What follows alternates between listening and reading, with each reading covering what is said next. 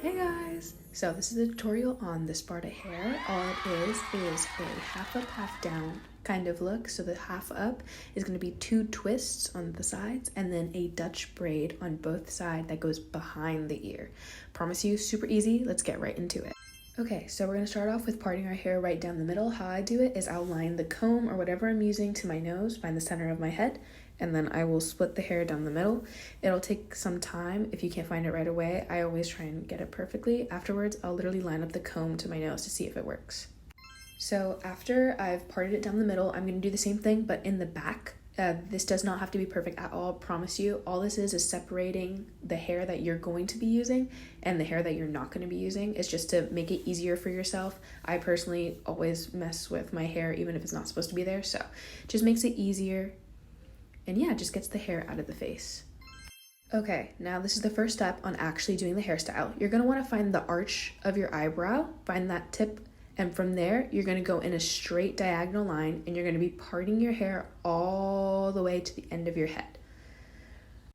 This parting is the separation from where you're going to do the twist with your top half, and the bottom half is going to be the braid that goes behind your ear.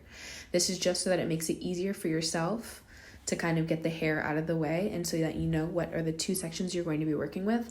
I'll personally put the bottom half of my hair out the way so that I don't kind of twist it in. Make it easy on yourself. Do whatever you have to do. If you have to work bottom to top, do that. If not, I work top to bottom.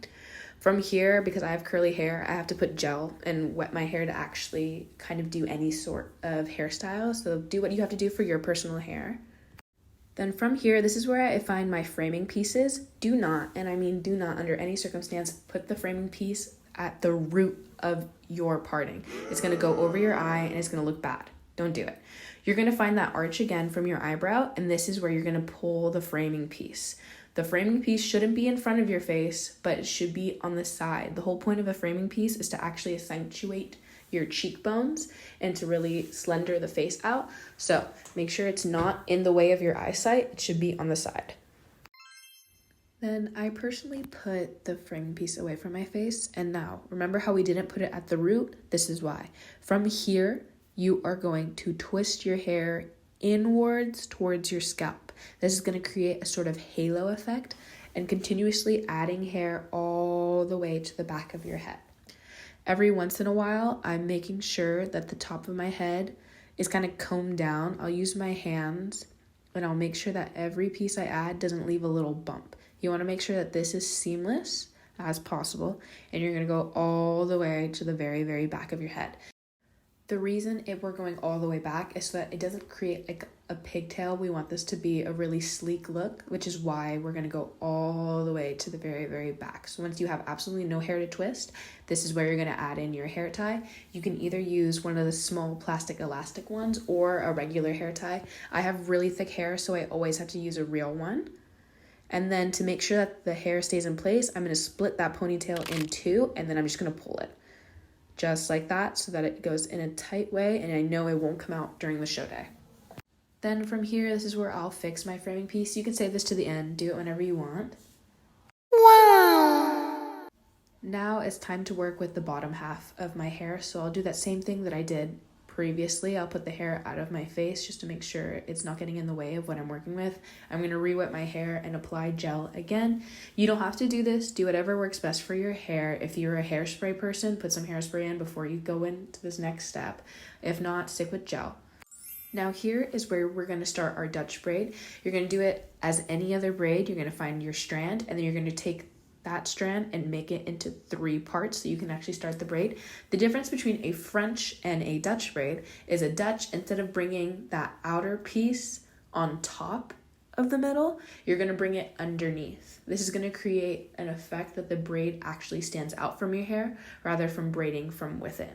So it's going to make the braid 3D rather than kind of internal in your hair. If you've never done a Dutch braid before, there's a bunch of YouTube videos, but the idea is you're getting those 3 strands, you're bringing the outer hair from the right underneath. Every outside strand at some point is going to go into the middle. It's going to be that middle piece.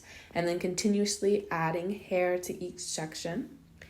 And then you go on for a little while And yeah, if not, just watch a YouTube tutorial. There's a bunch out there. If anyone wants a really in-depth one, I can do it super slow, and I can do it. Don't worry, I got you.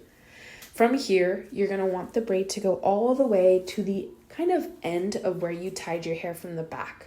This is kind of the time when you're grabbing that top piece and you're no longer adding any hair from the top, you're adding it from the bottom.